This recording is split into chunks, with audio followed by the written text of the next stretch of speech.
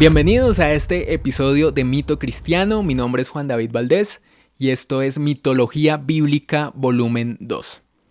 En el primer volumen estuvimos viendo las criaturas y dioses que menciona la Biblia. Y aunque estas historias y estos personajes nos parecen de pronto fantasiosos, extraños y raros hoy en día, como que no deberían estar ahí en la Biblia, vimos cuál es la importancia de conocer a estos personajes, estas historias y cómo encajan en la historia que nos quiere contar la Biblia y por qué es importante comprender esto también para una buena construcción de nuestra fe.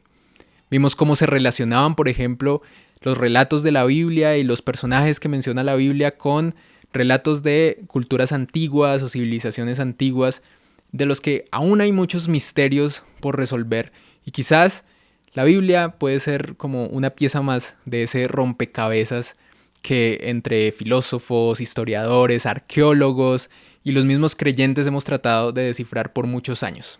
En este episodio nos vamos a adentrar en el lado oscuro.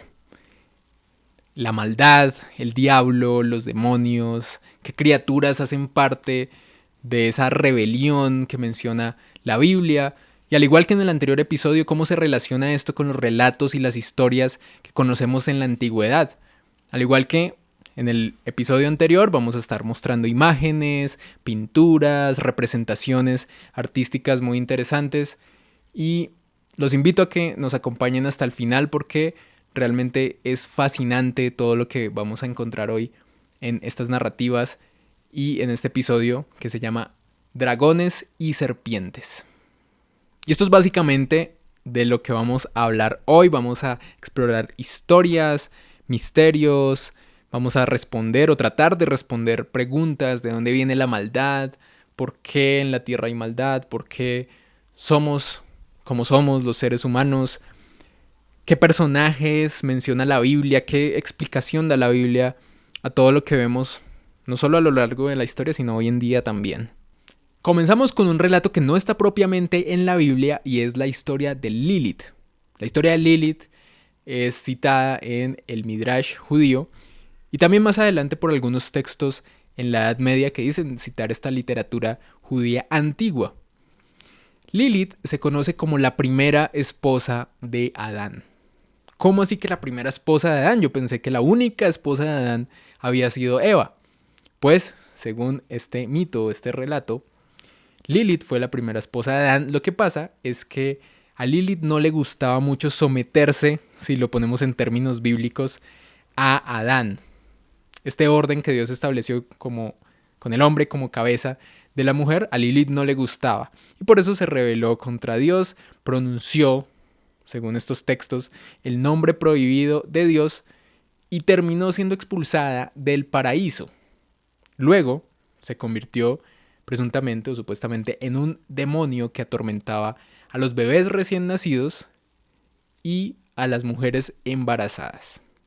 Lilith luego, más adelante, se convirtió, por supuesto, en un ícono de los movimientos feministas porque presuntamente pues defendía la igualdad y se rebeló contra esta pues orden que algunos catalogan religiosa de que el hombre es más importante o está por encima de la mujer.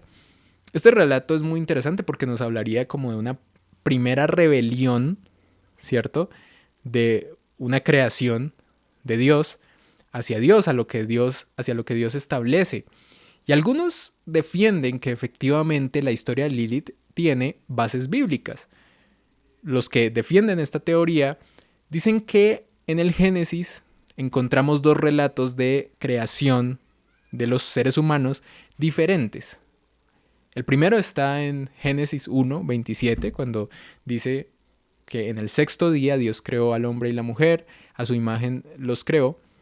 Y en el segundo capítulo, presuntamente la Biblia omite toda esa historia, este relato que les acabo de contar, es decir, la rebelión de Lilith, y pasa a la creación de Eva, que nace pues de la costilla de Adán.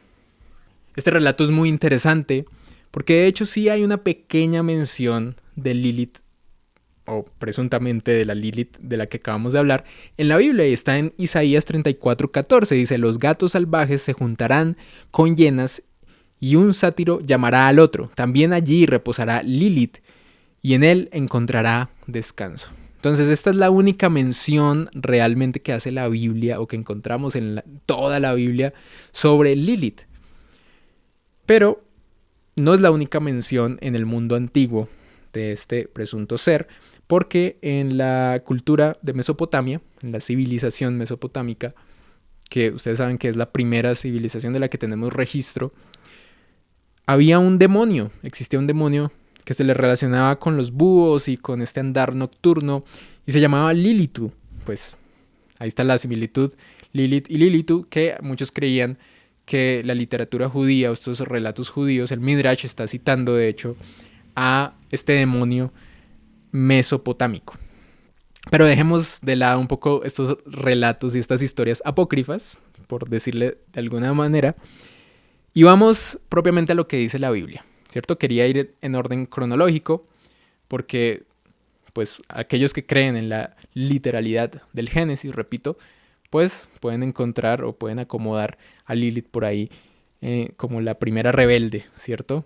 En Génesis 3 encontramos a uno de los personajes más intrigantes y que más han generado preguntas e interrogantes a lo largo de la historia, y es la serpiente, ¿cierto? Este personaje que encontramos engañando a Eva, hablándole. ¿Qué hacía una serpiente en el jardín del Edén? ¿Qué hacía interactuando con el ser humano? ¿Por qué hablaba? ¿Cierto? Es otra pregunta como que nos surge.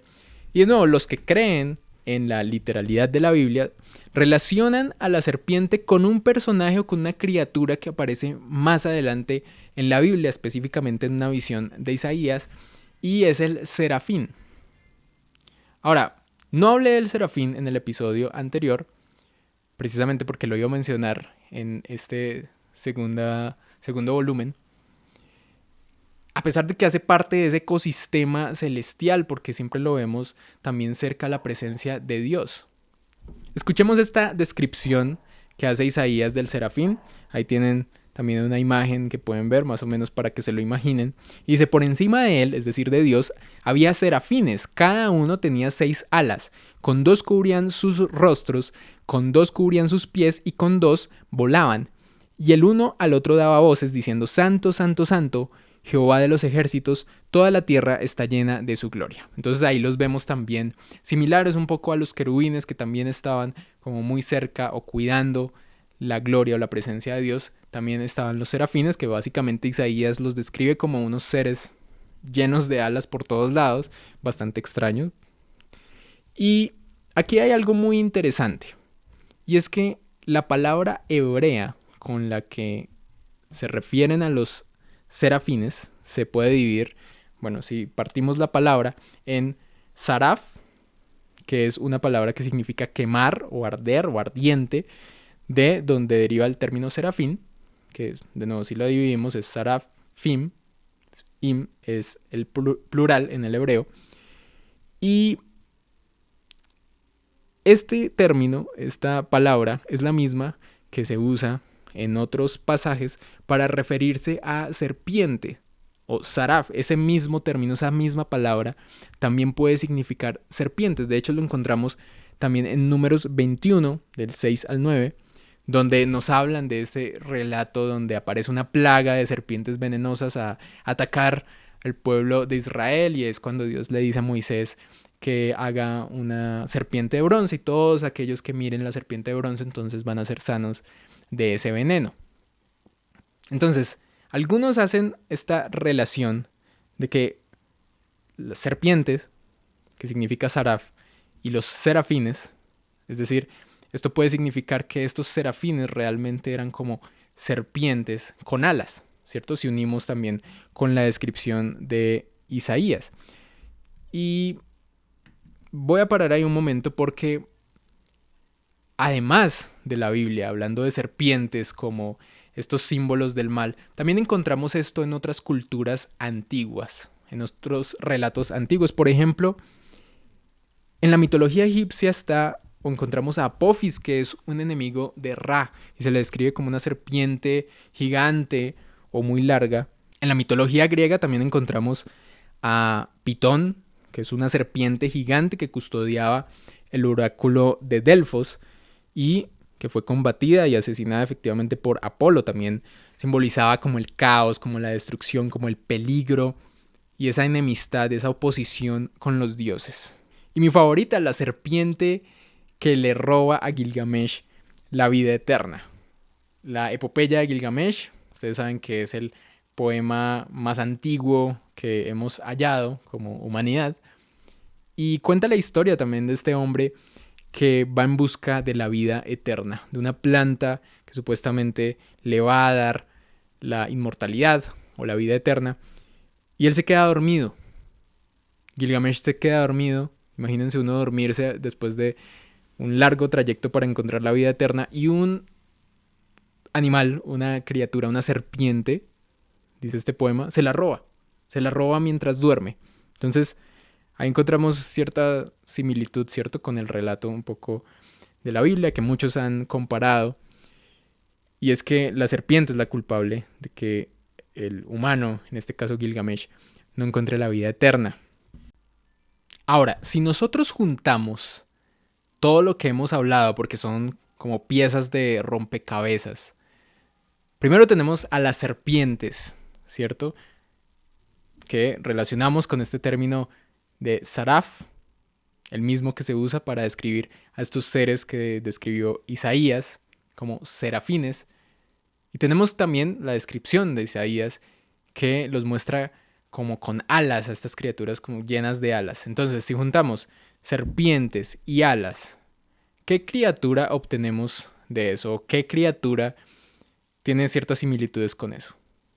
Yo encuentro que hay una criatura que es además muy famosa y encontramos en varios pasajes en la Biblia también, y es el dragón o los dragones.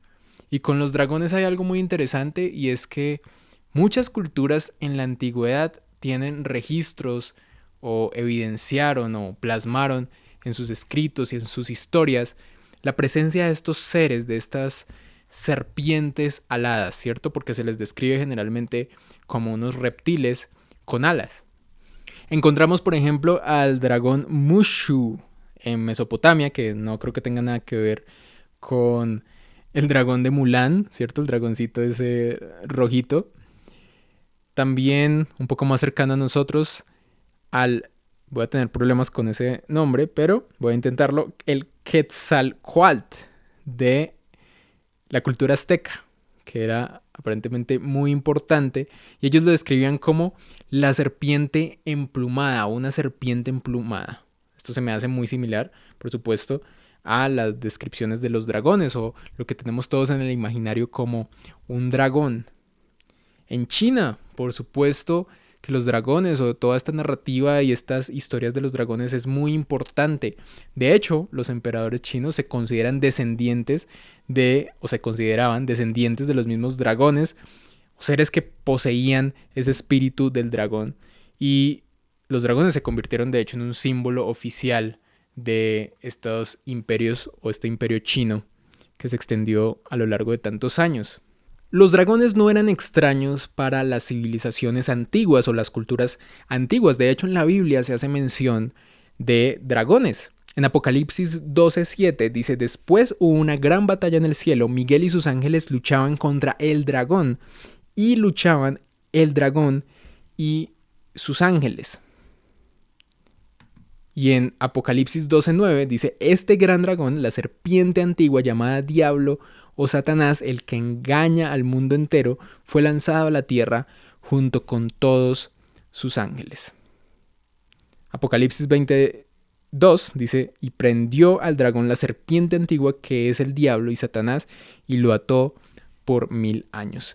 Entonces, aquí empezamos a atar un poco las historias. Porque primero teníamos a la serpiente como este ser misterioso que aparece en el jardín del Edén engañando a Eva. Probablemente uno lee eso por primera vez y dice: ¿pero quién es? Claro, nosotros lo sabemos por tantas cosas que hemos escuchado y porque sabemos cómo se desarrolla la historia, que esa serpiente es el diablo. Pero si ustedes no supieran absolutamente nada de eso, ni estuvieran influenciados por nada, y aparece simplemente esta serpiente que habla, pues es un personaje más, ¿cierto? Que obviamente tiene ciertas características y está en rebelión contra Dios y está es enemigo de Dios y trata de engañar a la creación de Dios, pero hasta allá ninguna otra conexión. En cambio, Apocalipsis sí nos da un poco más de idea de quién es este ser, porque menciona a la serpiente antigua y lo relaciona con el dragón, ¿cierto? Da varias descripciones, el dragón, la serpiente antigua, y también encontramos en la Biblia una criatura muy interesante que es el Leviatán. Aquí vemos una pintura súper famosa de Gustave Doré, La destrucción del Leviatán, que se describe como esta criatura gigantesca que habita probablemente en los mares y que tiene similitudes con el dragón. Ahí podemos ver cómo lo representó él con alas y se ve como esta serpiente súper larga que Dios está venciendo, y esto está basado en ese diálogo que Dios tiene con Job cuando están hablando de todas las desgracias que le sucedieron a Job, y Dios saca a relucir esta criatura y le saca en cara a Job que él sí puede domar a una criatura tan gigantesca y tan poderosa como el mismo Leviatán. Algunos le dan la interpretación de que el Leviatán es una metáfora o una alusión al mismo diablo o a esa serpiente antigua de la que habla Apocalipsis. Algunos obviamente también lo interpretan como algo simbólico, como una representación de el mal o el caos o la destrucción, como lo que veíamos que representan también los dragones para ciertas culturas antiguas. En Job 41.1 es lo que les mencionaba. Puedes pescar al Leviatán con un anzuelo, atar su lengua con una cuerda. Y más adelante dice también, de su boca salen relámpagos. Y esto es muy interesante porque aquí podemos encontrar que, aunque algunas personas dicen que el Leviatán podía simbolizar un dinosaurio, aquí le da ciertas características que son interesantes. Y dice, de su boca salen relámpagos, lanza chispas de fuego, y de sus fosas nasales sale humo como una olla que hierve sobre un fuego de juncos. Entonces, ¿a qué se nos parece eso? Obviamente lo sabemos, y por las descripciones de los dragones en la antigüedad, que estos seres o estas criaturas botaban fuego por la boca, o botaban esta especie de fuego también o humo por sus fosas nasales. Entonces todo empieza como a cobrar un poco de sentido, ¿no? Porque si el Leviatán, que si nos quedamos con la interpretación de que simboliza al mismo diablo, a esta serpiente antigua, estamos hablando entonces del mismo personaje, y esto nos lleva, por supuesto, al famosísimo e infame, diría yo, Satán o el opositor, porque aquí vamos a hablar del primer mito, y es que Satanás no es un nombre. Ya lo habrán escuchado, pero para los que no lo sepan, Satanás no es un nombre, sino es un calificativo. Literalmente significa el opositor, el que se opone. Aquí vemos esta representación que hizo William Blake en 1795 de Satanás sobre Eva, y me pareció muy interesante porque aquí obviamente junta varias descripciones, como esta imagen de Satán como ese ángel caído, y vamos a ya explorar si realmente es un ángel caído o unimos todas las piezas del rompecabezas, porque aquí también aparece la serpiente, ¿cierto? La serpiente de Génesis enrollando y engañando finalmente a Eva. Pero antes vamos con estas descripciones que encontramos o estas representaciones artísticas. ¿De dónde viene esa imagen de Satanás? Porque si yo les pregunto a ustedes cómo se imaginan al diablo, hoy en día probablemente me dicen, no, es un ser con cacho, ¿cierto? Con cola, con un tridente, y es totalmente rojo, y ya se ha convertido pues en otra caricatura, ¿cierto? El diablo. Entonces, ¿de dónde vienen todos estos clichés que conocemos del diablo, ¿no? Los cachos, la cola, el tridente, el color rojo. Básicamente son representaciones que los artistas hicieron a lo largo de la historia para tratar de representar lo mismo que pasaba con los ángeles, que en las pinturas los trataban de diferenciar un poco de los seres humanos porque no había otra manera, y les ponían las aureolas o las alas.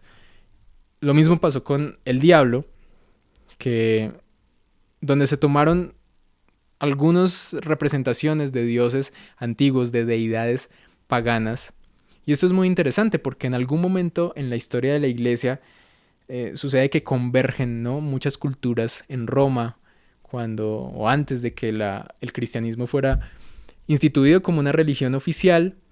Entonces, claro, los cristianos veían estas representaciones de estos dioses paganos, los tildaron de paganos, de pues la última representación del mal. Encontramos, por ejemplo, figuras como Pan, ¿cierto? De donde sale esta representación, esta figura del macho cabrío, que era como una cabra. Encontramos también a Cernunnos o Cernunos, que era un dios celta. De ahí vienen los cachos probablemente. También el tridente de Poseidón. Entonces es como una mezcla de culturas, de representaciones, que los cristianos obviamente veían esto y decían, eso es pagano, esos son dioses que no nos representan y representan el otro lado, ¿no?, la maldad. Entonces se fueron juntando todas estas descripciones y los artistas representaban a el mal o el diablo, Satanás de la Biblia, con como esta mezcla de estos dioses paganos de la antigüedad. Esto nos lleva un poco a la historia de la caída de Lucifer, que la encontramos en varias narraciones de la Biblia y se construye a partir de ciertos pasajes que están aparentemente aislados, pero pueden estar hablando del mismo ser o la misma criatura. Y dice en Ezequiel 28, 12, 17, tú eras el modelo de la perfección, lleno de sabiduría y de exquisita belleza. Estuviste en el Edén, el jardín de Dios, tu ropa estaba adornada con toda clase de piedras preciosas. Ojo con esta parte, fuiste el querubín ungido, te di lugar y te puse en el monte santo de Dios. Tu corazón se llenó de orgullo, debido a tu gran belleza corrompiste tu sabiduría por amor al lujo, por eso te arrojé al suelo. Juntemos un poco todas las ideas de las que hemos venido hablando. Es posible que esta criatura que Isaías ve sea un querubín que él describe como un saraf o una serpiente que emite fuego, que se ve como con un aspecto ardiente, y que esta criatura represente al mismo Lucifer, que por su orgullo y por su belleza hacía parte además de esta corte celestial o de este ecosistema celestial que cuida la presencia de Dios, era un guardián de la presencia de Dios, estaba encargado de la adoración, como todos estos seres que rodean el trono de Dios. Y por su orgullo, por su belleza, él a lo mejor quiere en algún momento ocupar ese trono de Dios y ahí se da su caída. Es probable que conservara su aspecto en el jardín del Edén y por eso tenía esta capacidad de hablar. Ahora también es interesante pensar si en el principio, en este jardín del Edén, tomándolo de manera literal, podían los seres humanos coexistir o cohabitar en el jardín con estos seres celestiales. O si no, ¿por qué Eva le habla de manera tan natural a una serpiente? Son muchas preguntas, son más preguntas de hecho que respuestas las que tenemos, pero es muy interesante pensar en todo esto y cómo todas las narraciones y todas las historias y descripciones que tiene la Biblia, incluso de estas criaturas que nos parecen raras, miren que encontramos una conexión interesante incluso con el relato del Génesis y con esta serpiente que aparece misteriosa y aparentemente sin ninguna conexión. Y luego al final de la Biblia encontramos que al mismo Satanás se le llama serpiente antigua o dragón, ¿cierto? Entonces es como unir piezas de un rompecabezas y es sin duda muy interesante, pero no vamos a decir aquí que esto es así, simplemente estamos pues uniendo un poco las piezas, uniendo las ideas según los pasajes que hemos estado leyendo, porque más adelante Satanás aparece. Satanás no es su nombre, pero vamos a llamarlo así, el diablo, este opositor, aparece también para tentar a Jesús en los evangelios. Tiene una aparición muy importante, representada aquí de manera muy interesante por Ari Sheffer. En Isaías 14:12 encontramos otro relato de la caída, ¿Cómo has caído del cielo, oh estrella de la mañana? De aquí viene ese nombre Lucifer, que significa estrella de la mañana, hijo de la aurora. Has sido arrojado a la tierra, tú que destruías a las naciones del mundo. Entonces ya tenemos un poco más de visión acerca de quién es el diablo, quién es Satanás. Pero por supuesto, no es posible que este ser esté solo generando toda la maldad que encontramos en el mundo, porque a veces lo vemos así, ¿no? Satanás está detrás de todo. Y para eso vamos a ir atrás al episodio anterior, donde hablamos de los vigilantes. Vamos a ir de nuevo a nuestros amigos los vigilantes, o como los vamos a llamar en este episodio, los príncipes o los principados. ¿Sí? Haciendo un recuento así rápido de la historia, estos eran miembros de la corte celestial de Dios que en algún momento se rebelan porque ven a las mujeres humanas como hermosas y de alguna manera, bueno, tomando tal vez el aspecto de hombres, similar a estos relatos que encontramos en las mitologías antiguas de dioses que vienen a la tierra y tienen relaciones con las mujeres humanas, y de ellos nacen ciertos seres con otras características. En Deuteronomio 32:8, que fue un versículo que también citamos en el volumen 1, dice: cuando el Altísimo asignó territorios a las naciones, cuando dividió a la raza humana, fijó los límites de los pueblos según el número de su corte celestial. Ahora, algo que tal vez se me pasó mencionar en el episodio anterior es que probablemente este relato esté hablando de una post-rebelión, ¿sí? Después de que sucede toda esta rebelión celestial de la cual no tenemos muchos detalles, pero en la que evidentemente está involucrado este personaje Satán, Lucifer, estrella de la mañana, el diablo, como lo quieran llamar,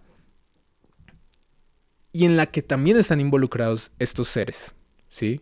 Es decir, él no estaba solo. La rebelión fue masiva. Aquí encontramos que estos seres también son mencionados en el Nuevo Testamento, porque haciendo una conexión entre Deuteronomio 32:8, donde dice que estos seres gobernaban las naciones, fueron asignados por Dios para gobernar naciones, dice Pablo en Efesios 6:12, porque nuestra lucha no es contra sangre y carne, sino contra principados, contra potestades, contra los poderes de este mundo de tinieblas, contra las huestes espirituales de maldad en las regiones celestiales. Entonces, ¿quiénes son estos príncipes o principados? Pues estos seres espirituales poderosos que gobiernan las naciones, o algunos hacen la lectura que Dios simplemente le entrega las naciones debido a su pecado a estos rebeldes espirituales o a estos príncipes o principados espirituales.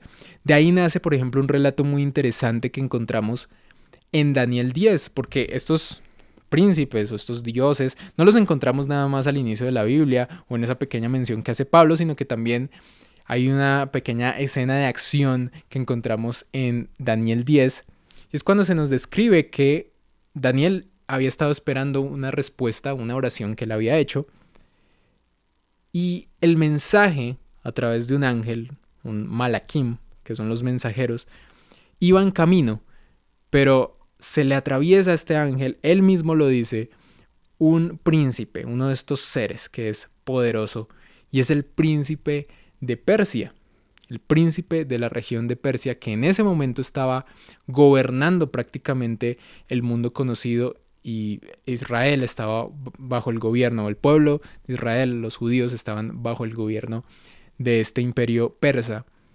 Y dice la Biblia, lo describe este ángel, que él se encontró con este príncipe y no lo dejaba pasar. Es como que tuvieron una lucha, y era tan poderoso este ser, este príncipe, que tuvo que requerir la ayuda de Miguel. ¿Recuerdan a Miguel? Que lo vimos como ese arcángel, como también ese príncipe que alcanza a ser de una jerarquía más poderosa, y le pudo dar pelea y aparentemente lo venció, y el mensaje finalmente puede llegar a Daniel. Entonces vemos que estos seres gobiernan o toman el control, influencian ciertas regiones donde ellos están asignados.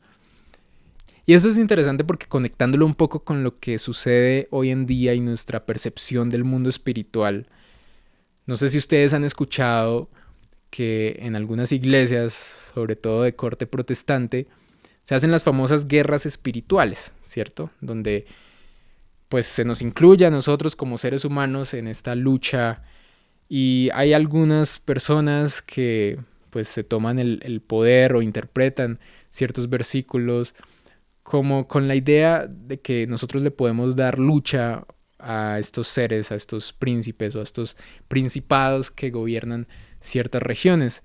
Voy a contar una anécdota que es graciosa, un poco para romper el hielo respecto a todo este tema de la guerra espiritual. Y es que cuando yo hacía parte de una mega iglesia aquí en Bogotá, yo era líder y me tocó asistir a uno de estos encuentros o retiros donde generalmente se le da harta cabida a todo este tema de la guerra espiritual. Ustedes saben, se hace guerra espiritual, se ora mucho. Y yo no iba como asistente como tal, sino iba como a supervisar a otras personas. Y nosotros como líderes teníamos a unos supervisores, a unos coordinadores que nos lideraban a nosotros y estaban ahí por si cualquier cosa pasaba, algo raro, un demonio comenzaba a gritar. Y hubo un momento, recuerdo con una pausa del retiro, en el que se nos acerca uno de estos supervisores y nos dice: señores, hay que estar atentos porque siento que hay que atar al príncipe de Persia. Hay mucha influencia del príncipe de Persia. En ese momento yo pensé, ¿qué? El príncipe de Persia no tiene mucho sentido. Si el príncipe es de Persia, significa que gobierna o gobernaba la región de Persia. Pero nosotros estamos aquí en Latinoamérica, en Colombia. ¿Por qué el príncipe de Persia va a tener una influencia acá? Ese relato de Daniel, del que hablamos ahorita, de hecho nos da una luz de cómo incluso se nombraban estos seres. El príncipe de Persia se llamaba así porque gobernaba la región de Persia. Y más adelante en ese relato incluso se dice que luego llegó el príncipe de Grecia, ¿cierto? Esto más o menos acorde con la historia, porque dice que llegó a tomar el lugar o venció a este príncipe de Persia. Y Grecia, que fue luego como un gran reino que tuvo mayor influencia y venció a Persia, y bueno, lo que ya conocemos históricamente, pero a veces no le ponemos sentido común a las cosas. Ese es mi punto, ¿sí? Hay mucha información acerca del tema de la guerra espiritual y generalmente tomamos las cosas sin ponerle sentido común.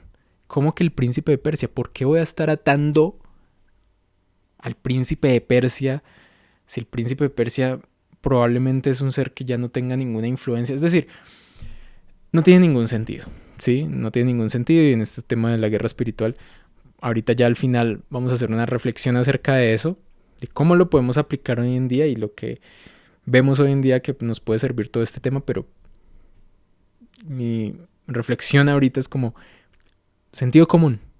La moraleja de esa historia es: pongámosle sentido común a lo que leemos, a lo que la Biblia nos muestra también, y no le creamos a tanto charlatán que hay que dice saber y ser experto en todo este tema de demonología y guerra espiritual y los principados y las potestades y demás.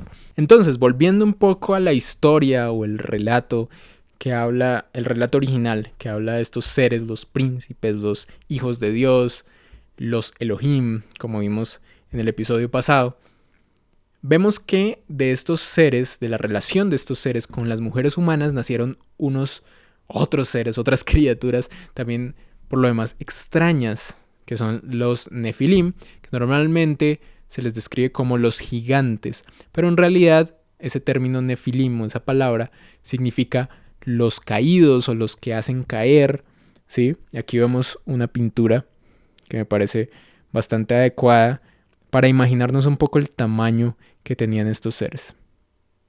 En la Biblia encontramos gigantes, ¿no? Y rara vez nos detenemos a pensar por qué. La Biblia nos da esta explicación de por qué estos gigantes y estos seres andan sueltos ahí, también como unos guerreros, como los héroes de la antigüedad, como también se refiere ese pasaje de Génesis 6. Y vemos que básicamente se volvieron locos se devoraban humanos. Y de hecho, la narrativa o la historia del diluvio está ligada a esto, a esta contaminación genética que también se generó. O sea, imaginemos esto multiplicado, ¿sí? El tema de aparecen estos seres que son una mezcla entre seres espirituales y seres humanos, y de repente se multiplican en la tierra y la maldad se multiplicó en la tierra. Entonces, hay quienes dicen que realmente el diluvio se trató de una limpieza por parte de Dios, una limpieza genética que él quería realizar sobre la raza humana, porque la genética estaba contaminada. Y claro está que estos Nefilim tenían la genética de sus padres, los Elohim. Para algunos, Gilgamesh, ¿recuerdan a nuestro amigo Gilgamesh? Que en la epopeya también lo describe como este rey grande, poderoso, imponente, con otras características diferentes a las humanas. Era un Nefilim. Y más específicamente, si lo encontramos en Génesis 11, tiene ciertas similitudes con un personaje llamado Nimrod, que también lo describe la Biblia como este rey poderoso que lidera una rebelión, que lidera la construcción de la Torre de Babel. ¿Sí? La Torre de Babel es otro de esos relatos que uno dice es bastante extraño. ¿Cómo es posible que la raza humana, en ese momento, esta civilización muy primitiva, se junte para construir una torre que llegue hasta los cielos? ¿Recuerdan cuando veíamos las extrañas construcciones que decíamos, cómo es posible que esto lo hayan construido humanos, que la misma ciencia se lo cuestiona? Hace parte de los grandes misterios de la antigüedad, las pirámides, Stonehenge, las pirámides también en Guatemala, en México. Creo que la Torre de Babel, si hubiera quedado algo, sería uno de esos grandes misterios. ¿Cómo fue construida? ¿Sí? Entonces, para algunos, estos gigantes que estaban en la tierra y que habían poblado evidentemente la tierra, son los líderes de esta construcción, ¿sí? Y aquí es cuando Dios decide tumbarles la torre, y tenían una intención clara, llegar al cielo. Para algunos estudiosos también esto se trataba de una manera casi que literal, ¿sí? Trataban de crear un monumento que llegara hasta el cielo literalmente, o que simbolizara al menos que se habían vuelto tan poderosos que podían llegar a estar al nivel de Dios. Los demonios. ¿De dónde salen estos seres, los famosos demonios, que también vemos a lo largo de la Biblia atormentando personas? Porque conocemos esta historia famosa acerca de Satanás arrastrándose a una tercera parte de los ángeles, y estos se convierten en los demonios y ya está. Por eso existen ángeles y demonios. Esto es lo que nos contaron siempre, ¿cierto? Pero esto se queda un poco superficial, sobre todo a la luz de la Biblia. ¿Por qué? Porque los demonios tienen ciertas características, según lo que leemos, muy diferentes, primero a la de los ángeles y segundo también a las de estos seres espirituales o los principados que hemos visto ya. Y según algunos, el origen de los demonios puede estar relacionado precisamente con los gigantes que ya conocimos.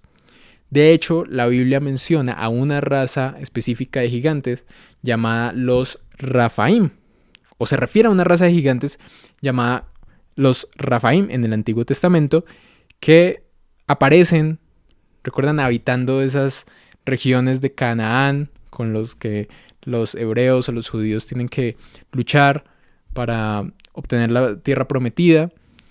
Y es interesante porque también más adelante en la Biblia encontramos varias menciones de los Rafaim, ¿sí? Con esta misma palabra, pero refiriéndose a los espíritus de los muertos, ¿sí? O los espíritus en el Sheol. Entonces, ¿qué conclusión sacan algunos? Que los demonios realmente su origen provienen de estos gigantes. Son los espíritus de estos gigantes que murieron y que, pues también, al tener características espirituales, sus almas son eternas y sus espíritus quedan por ahí condenados, aparentemente, a atormentar a las personas. Y esta es la función de estos demonios y este sería el origen de estos demonios. Este relato también se da así en el libro de Enoch. Lo encontramos así en el libro de Enoch. Tal cual, los demonios que conocemos o estos espíritus malignos vienen o provienen de los gigantes. Y también es interesante porque en muchos pasajes se les describe también o se les nombra como espíritus impuros. Recuerden que la impureza en la Biblia tiene una relación muy grande con los cadáveres, ¿cierto? En todos estos rituales que describe Levítico y Deuteronomio que tenía que hacer la gente para estar pura, o la impureza venía a través de tocar, por ejemplo, un cadáver, un cuerpo muerto. Eso lo relacionaba la Biblia con algo impuro. Entonces, por eso se dice que estos espíritus o estos demonios, su origen es meramente impuro porque vienen de estos cadáveres, ¿sí? Y quedaron condenados a atormentar a la gente, a llevar enfermedad, llevar maldad básicamente.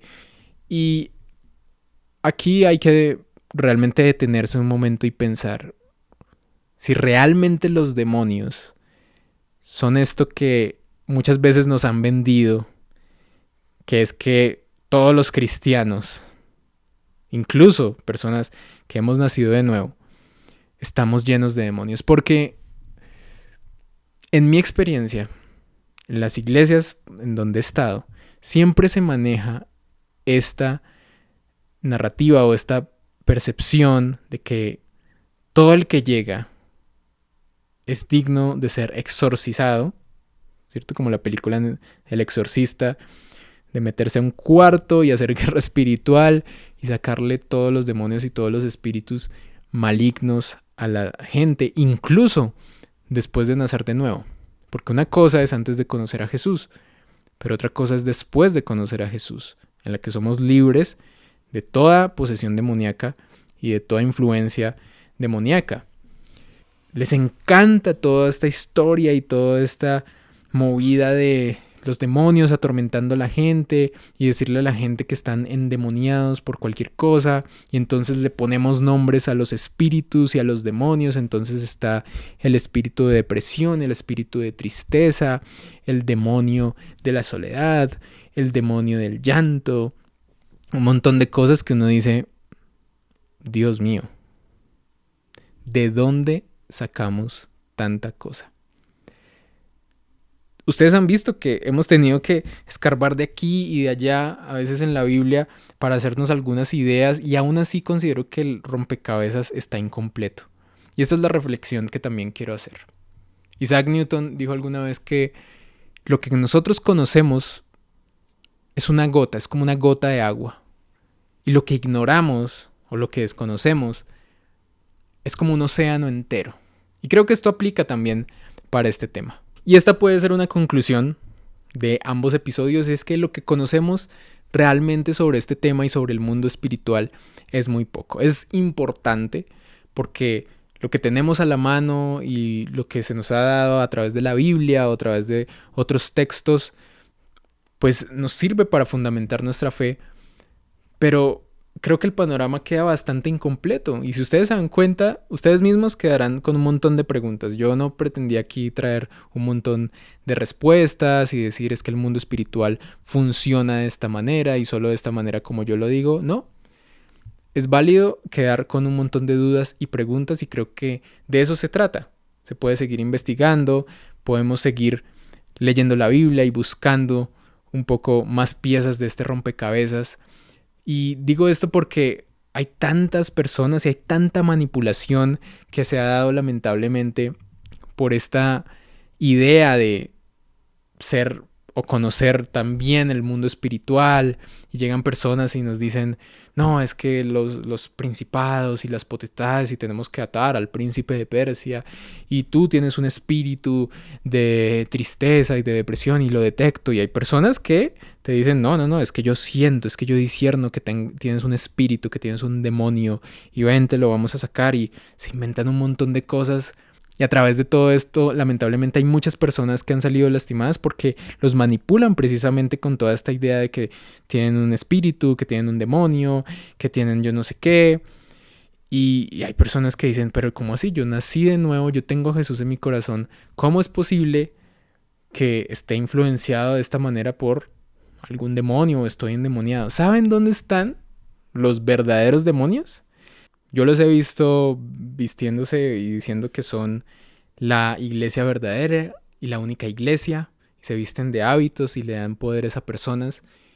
Terminan abusando de niños alrededor del mundo, abusando de menores. Una iglesia que tiene toda una simbología pagana, claramente está totalmente alejada del verdadero mensaje de Jesús. Los verdaderos endemoniados están en Hollywood, en las celebridades, que hacen fiestas, fundan sectas, grupos secretos y abusan de menores. Tal vez no lo habían pensado de esa manera. Ese sí es la verdadera maldad.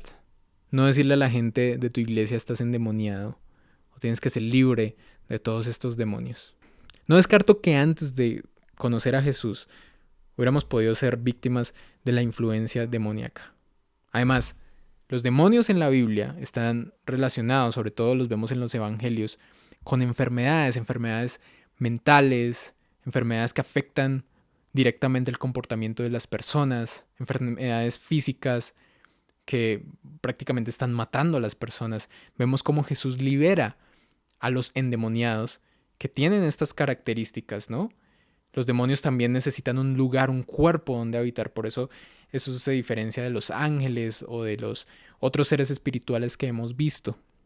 Pero generalmente actúan de esta manera, atormentando a las personas a través de enfermedades, hablándoles en su mente, afectando sus comportamientos, su cuerpo, su corporalidad. Entonces dejemos de creer todas estas mentiras de los charlatanes que nos quieren decir a nosotros que estamos endemoniados. En Jesús somos libres de toda influencia demoníaca. Más preguntas que respuestas seguramente, pero espero que este episodio les haya parecido interesante, que generen ustedes un pensamiento crítico y las ganas o la disposición para seguir investigando, seguir leyendo, tal vez cuestionar. Muchas cosas de las que puedo decir aquí probablemente no les sonaron y vayan ustedes a investigarlas por su propia cuenta. Me parece genial eso. Gracias por haberme acompañado en este episodio con 2 volúmenes, Mitología Bíblica.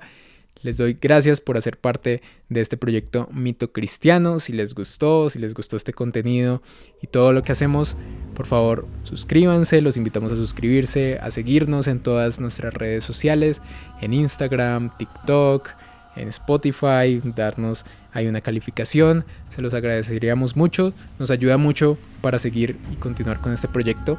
Así que esto fue Mito Cristiano y gracias por escuchar hasta el final.